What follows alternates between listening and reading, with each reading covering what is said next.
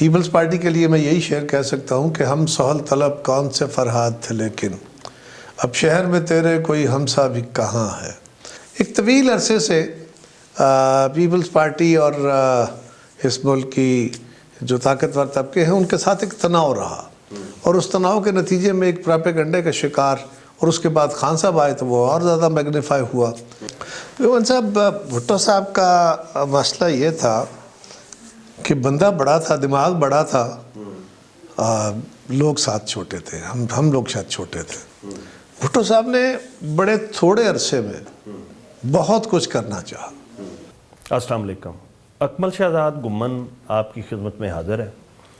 قاہرہ صاحب پاکستان کی سیاست میں ایک ایسا معتبر اور معزز نام ہے جو اکراس دا پارٹی جن کی لوگ عزت کرتے ہیں۔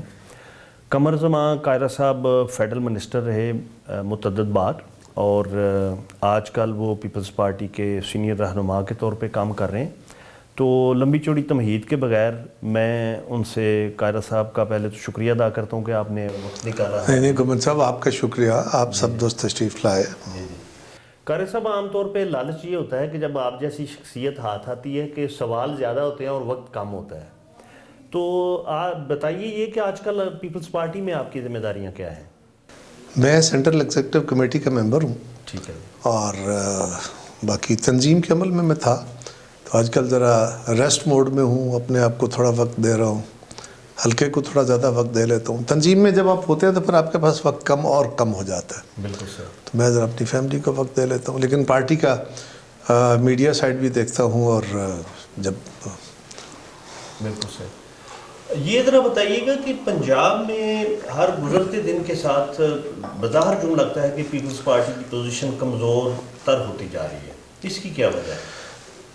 بنیادی طور پہ نا جی، سیاسی عمل ہی کمزور ہو رہا ہے۔ ساری سیاسی جماعتیں ہی بیسیکلی جو سیاسی ایک اہمیت ہوتی ہے وہ اس میں کمی آئی ہے، اور اس کی وجہ لوگوں کا مسائل کا حل نہ ہونا، اور پھر لوگوں کو جو خواب نہیں سراب دکھانے کا ایک عمل ہے۔ سراب کیونکہ بڑے خوبصورت ہوتے ہیں، آسانی سے لوگ اس کے بہکاوے میں آ جاتے ہیں، تو لوگ سراب دیکھ دیکھ کے شاید اس بات پہ ہو گئے، تھوڑے ہم سے دور ہوئے۔ کچھ ہماری بھی غلطیاں ہیں، لیکن میجورٹی میں پیپلز پارٹی کے لیے میں یہی شعر کہہ سکتا ہوں کہ ہم سہل طلب کون سے فرہاد تھے لیکن اب شہر میں تیرے کوئی ہمسا بھی کہاں ہے۔ تو جہاں بھی کبھی آپ بیٹھ کے دیکھیں گے پاکستان کے عوام کا، کسانوں کا، مزدوروں کا، اس ملک کے تاجروں کا، ایون اور غریب لوگوں کا، سب سے جو غریب کلاس ہے، ان سب کی نمائندگی کرتے ہوئے پیپلز پارٹی آپ کو باقی جماعتوں سے کہیں آگے نظر آئے گی۔ فارن پالیسی میں جب پیپلز پارٹی کی حکومت آئے گی، آپ کے دوست ممالک سے، آپ کے دیگر ممالک سے، آپ کے گرد و نواح سے تعلقات میں بہتری آئے گی۔ آپ کو وفاق کے اندر جو ہماری صوبائی وحدت ہے وہ بہتری نظر آئے گی، تناؤ نہیں آئے گا، اس لیے کہ پیپلز پارٹی کا مزاج بنیادی طور پہ پارٹیسپیٹری ڈیموکریسی کا ہے، لوگوں کو ساتھ لے کے چلنے کا ہے، قومیتوں کو ساتھ لے کے چلنے کا ہے۔ تو پیپلز پارٹی کے یہ خاصے رہے ہیں۔ ایک طویل عرصے سے پیپلز پارٹی اور اس ملک کی جو طاقتور طبقے ہیں ان کے ساتھ ایک تناؤ رہا، اور اس تناؤ کے نتیجے میں ایک پراپیگنڈے کا شکار، اور اس کے بعد خان صاحب آئے تو وہ اور زیادہ میگنیفائی ہوا، جس کے نتیجے میں تھوڑے بہت لوگ بھی ڈسٹرب ہوئے، لیکن اب لوگوں کو سمجھ آ رہی ہے۔ اوورآل سیاسی نظام، سیاسی سٹرکچر جو ہے نا، یہ ساری جماعتوں کا ہی کمزور ہوا ہے۔ عمران خان صاحب نے لوگوں کو جس ایجیٹیٹو موڈ میں ڈالا ہوا ہے، صرف اس ہسٹیریائی کیفیت میں رکھ کے ہی وہ اپنی بقا کی لڑائی لڑیں گے۔ دا مومنٹ لوگ اس ہسٹیریائی کیفیت سے باہر نکلے اور حقائق کی آنکھوں سے دنیا کو دیکھا یا پالیٹکس کو دیکھا، تو پھر پیپلز پارٹی کا کوئی مقابلہ نہیں پائیں گے آپ۔ اچھا، پیپلز پارٹی کے بارے میں ایک میری سوچی سمجھی یہ رائے ہے کہ انہوں نے وقت کے ساتھ بہت سیکھا۔ جیسے بھٹو صاحب کے زمانے میں پیپلز پارٹی کا بڑا ایک اگریسو موڈ تھا، اور اسی اگریسو موڈ کی نظر خود بھٹو صاحب بھی ہو گئے۔ وہ ان کو ہم بلیم نہیں کر سکتے کہ انہوں نے غلط کیا یا ان کا جو طریقہ کار غلط تھا، لیکن وہ اس ایک جو ایک آپ کو ہوتا ہے کہ عوام میرے ساتھ ہے، اور میں کسی طرح ایک ایسے بندے جس کو میں نے خود اپوائنٹ کیا، آج یہی یعنی وہ جو ایک بڑی مشہور بات ہے کہ ضیاء کہتے تھے کہ جی بھٹو نے کہا کہ میں آپ کی مونچھوں کا تسمہ بناؤں گا. تو ایک وہ اگریسو موڈ سے پیپلز پارٹی نے ایک ٹرانسفارم ہو کے سیکھا. جس طرح مرتضیٰ بھٹو، شاہ نواز بھٹو کی ایک بڑی اگریسو وہ کسی حوالے سے اس کو شدت پسندانہ تحریک کہا جا سکتا ہے، الذوالفقار اور اس طرح کی باتیں. تو بے نظیر بھٹو کی شکل میں انہوں نے یہ سیکھا کہ فہم و تفہیم اور پولیٹکس اس سے چیزوں کو آگے لے کے جایا جائے. پیمان صاحب، بھٹو صاحب کا مسئلہ یہ تھا کہ بندہ بڑا تھا، دماغ بڑا تھا، لوگ ساتھ چھوٹے تھے، ہم لوگ شاید چھوٹے تھے. بھٹو صاحب نے بڑے تھوڑے عرصے میں بہت کچھ کرنا چاہا. یہ نیچرلی اس طرح کے لوگوں کا جو تاریخ میں پیدا ہوتے ہیں، کم لوگ ہوتے ہیں ایسے، اور یہ اپنے لیے جب موقع پیدا کرتے ہیں تو پھر ان کو بہت جلدی ہوتی ہے، کیونکہ وہ بہت جلد اپنی قوم کو، جس طرح وہ دنیا کے کسی بندے کے سامنے اپنے آپ کو چھوٹا یا اس سے کم تر نہیں سمجھتے تھے. جیسے ہوتا ہے نا کہ ہمارے ہاں ایک رواج ہو گیا ہے کہ ہم گوروں کو یا امریکیوں کو یا کسی اور قومیت کے لوگوں کو ان کی دولت کے، ان کی طاقت کے، ان کی سائنس کی بنیاد پہ ان سے ذرا مروب رہتے ہیں. بھٹو صاحب تو ساری دنیا کے لوگوں کے ساتھ اپر ہینڈ رکھ کے بات کرنے والے بندے تھے، ایکویلٹی کی بنیاد پہ. اسی طرح وہ اپنی قوم کو بھی بہت جلد اسی جگہ پہ دیکھنا چاہتے تھے کہ وہ قوموں کی زندگی میں بھی وہیں جا کے کھڑی ہو جائے.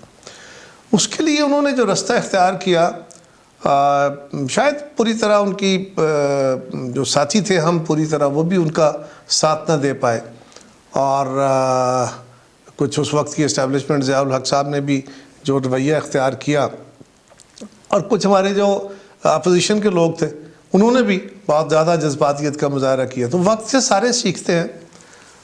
میرا خیال یہ ہے، دیکھیں نا، بھٹو صاحب کے دور میں یہ بھی ہوا تھا کہ تصادم لڑائی بھی تھی اور آپس میں بیٹھ کے مذاکرات بھی تھے، تو مذاکرات فروٹفل بھی ہو گئے تھے. بھٹو صاحب نیچرلی غصے میں بھی تھے، اور آئین کے تحت جو سزائیں یا باقی سختیاں ہو سکتی ہیں وہ کرنے کی بات کی ہوگی. لیکن یہ جو ہے نا کہ میں تمہاری مونچھوں کا تسمہ بنا دوں گا، یہ دو طرح سے لاجیکل نہیں ہوتی. ایک تو قیدی باتیں اس طرح کی نہیں کرتے، دوسرا یہ ہے کہ بھٹو صاحب کا یہ مزاج بھی نہیں تھا. اس طرح کسی بندے کو کہنا، ہاں وہ غصے میں ضرور تھے، ان کو اس بات کا ملال ضرور تھا، لیکن انہوں نے پھر یہ بھی ہے کہ اس بندے کی پھر خاصیت ہے کہ وہ کمپرومائز نہیں کرنے والے تھے، انہوں نے نہیں جھکے، جان دے دی. ان کے بیٹوں کو بہکایا گیا، ان کو سائڈ پہ لگایا گیا. یہ ایک ریئیکشن کا موڈ تھا. بھٹو صاحب ایک بڑی قداور شخصیت ہے. جب ان کو شہید کر دیا گیا تو ان کے دیکھیں نا جی، وہ واحد آدمی ہیں جن کی تکلیف اور مصیبت کے لیے ان کی شہادت کے بعد لوگوں نے اپنی جانیں دے دی، آگ لگا لی اپنے آپ کو. اور ان کے بیٹوں کو بھی یہ رستہ دکھایا گیا کہ جی اگر ہم تشدد کا رستہ اور ہتھیار اٹھا کے چلتے ہیں تو شاید ہم ضیاء الحق سے بدلہ لے لیں گے. بی بی شہید کا اور محترمہ نصرت بھٹو کا اپنے بیٹوں اور بی بی کا اپنے بھائیوں کے ساتھ ہمیشہ اس معاملے میں اختلاف تھا کہ نہیں، ہم نے سیاسی لوگ ہیں، ہم نے جدوجہد کرنی ہے، ہم نے سیاسی جدوجہد کرنی ہے. اور یہی سیکھا تھا. اور دیکھیے کتنا تدبر تھا، کتنا حوصلہ تھا کہ وہ دونوں ماں بیٹی اللہ تعالیٰ ان کو قریق رحمت کرے، انہوں نے بھٹو صاحب کے مخالفوں کو اپنے ساتھ ملایا. وہ لوگ جو ضیاء الحق کے ساتھ یا مارشل لا لگنے کا باعث بنے، ان کے ساتھ مل کے MRD بنائی. اس لیے کہ حالات کا تقاضا یہ تھا، ملک اس بات کا متحمل نہیں تھا کہ یہ کام اس طرح چلتا، اور MRD بنا کے ضیاء الحق کے خلاف انہوں نے ایک مہم شروع کی. تو یہ سبق تھا ان کا. بی بی شہید میں یہ تھا، اور بڑے لوگ ایسے کرتے ہیں ہمیشہ، وہ اپنی غلطیوں سے، اپنی حالات سے وہ سیکھتے رہتے ہیں، وہ کسی ایک معاملے میں اڑ نہیں جاتے. یہ ایک جگہ پہ اڑ جانا جو ہوتا ہے نا، صرف وہ اڑنا تو نہیں ہوتا، ایک جگہ پہ کھڑے ہو جانا، وہ ہے مذہب، کہ اس میں سچائی الٹیمیٹ ہوتی ہے، اس میں تبدیل نہیں ہوتا. باقی تو آپ کا علم ہے، آپ کا تجربہ ہے، جو دنیا ہے، آپ کے حالات یا آپ کو تجربہ بڑھتا ہے تو آپ اپنی چیزوں کو تبدیل کرتے ہیں. کئی لوگ ہوتے ہیں کہ نہیں وہ آپ نے فلاں دن بھی یہ بات کی تھی، اب میں نے وہ بات کر لی ہے تو اسی پہ کھڑے رہنا. نہیں، اس کو حالات کے مطابق اپنی پالیسی ایڈجسٹ کریں. محترمہ نے بھی خود اپنی زندگی میں کئی مراحل دیکھے. ایک جذبے کا مرحلہ تھا، پھر ایک تدبر کا مرحلہ تھا، پھر ایک وہ وقت بھی آیا کہ وہ حکومتوں میں رہیں اور ان کی حکومتیں ختم کر دی گئی. سازشیں تھیں، جماعت کے اندر تھی، باہر تھی. پھر انہوں نے میاں نواز شریف کے ساتھ جو حالات انہوں نے ہمارے ساتھ کیے، ہمارے طرف سے ان کے ساتھ ہوئے، تو الٹیمیٹلی محترمہ جب میاں صاحب ایگزائل ہوئے تو ان کو سمجھ آئی کہ یار اس طرح نہیں چیزیں چلیں گی. تو انہوں نے پھر وہ تصور جس کو ہم چارٹر آف ڈیموکریسی کہتے ہیں، وہ ایک خواب، ایک خیال لے کے میاں صاحب کے پاس چل کے گئیں، اور کوئی تصور نہیں کرتا تھا کہ ایسے ہو جائے گا، یہ دو پارٹیاں اتنی دور دور. اور اس پہ میاں صاحب نے بھی پازیٹیو رسپونڈ کیا، پھر باقی جماعتیں بھی اس پہ اکٹھی ہوئی، تو آج بھی ہمیں اس کے ثمرات ملتے ہیں. یہ سبق تھا. ہمارا المیہ یہ ہے کہ ہم تاریخ سے سبق سیکھتے نہیں. اگر آپ سبق سیکھیں، تاریخ یہی ہے نا کہ آپ ماضی کو دیکھتے ہیں اور ماضی کا سامنے رکھتے ہوئے اپنے مستقبل کا پلان کرتے ہیں. تاریخ صرف ماضی کو پڑھنا نہیں ہوتی. تو انہوں نے اس معاملے پہ کوشش کی. آج ہم جس مسئلے کا شکار ہیں وہ ہے بھی تو یہی نا کہ جو پاپولر جماعت یا پاپولر لیڈر ہوتا ہے وہ کہتا ہے میں ہی سارا کچھ ہوں، میں ہی سارا کچھ، میں اسٹیبلشمنٹ سے بھی لڑ لوں گا، میں میڈیا سے بھی لڑ لوں گا، میں اپوزیشن سے بھی لڑ لوں گا، میں مذہبی طبقات سے بھی لڑ لوں گا، اور میری پاپولیرٹی، میری ہی طاقت ہے، میں ہی ہوں سب کچھ. وہ پنجابی میں ہے نا کہ گلیاں امن سنجیاں تے مرزا یار پھرے، وہ اس طرح کی کیفیت میں آ جاتے ہیں، اور وہ نہ کبھی ملک کے لیے بہتر ہو سکتا ہے، نہ ان افراد، نہ ان جماعتوں کے لیے بہتر ہو سکتا ہے. میں قاہرہ صاحب اس بات کو لنک اس بات سے کروں گا کہ ایک جو 80s کا دور تھا مسلم لیگ نون اور پیپلز پارٹی کی مخاصمت کا، اس کا پس منظر آپ یوں بھی کہہ سکتے ہیں کہ رائٹ اور لیفٹ کی ایک مخاصمت تھی جو نون لیگ اور پیپلز پارٹی کی شکل میں آگے چل رہی تھی. جب ایمرجنس ہوئی ہے عمران خان کی، تو جو ڈائی ہارڈ، جو ذہنی طور پہ نون لیگ کو ایکسیپٹ نہیں کرتے تھے، رائٹ کو، تو وہ پی ٹی آئی کی طرف چلے گئے، اور اس کا سب سے بڑا امپیکٹ جو ہے وہ پنجاب میں پڑا. آپ do you agree with that? دیکھیے، پروگریسو ہو کے یا آپ کہیے وہ ذرا آرتھوڈاکسی کے قریب تھے، وہ سو کال پولیٹکس اور مذہب کے ساتھ چلنے والے تھے. بے نظیر بھٹو ذرا پروگریسو مائنڈیڈ تھی. لیفٹ تو اس طرح نہیں تھی، پروگریسو تھی. لیفٹ سے مراد یہ ہوتا ہے کہ آپ کوئی چائنیز یا رشین ماڈل کی جو ہے کمیونزم یا سوشلزم، آپ وہ نافذ کرنا چاہتے ہیں. بھٹو صاحب نے بھی، ہمارا بیسیکلی لبرل ڈیموکریسی کا تصور تھا محترمہ کا، تو جو یا یہ کہہ لیجئے کہ سوشل ڈیموکریسی کا، اور سوشل ڈیموکریسی کے تحت ہی وہ آگے بڑھی. لیکن میاں صاحب تو تھے ہی رائٹ، اور پھر مذہبی جماعتوں کو ساتھ میں لا کے ایک مذہبی مائنڈ سیٹ بھی تھا.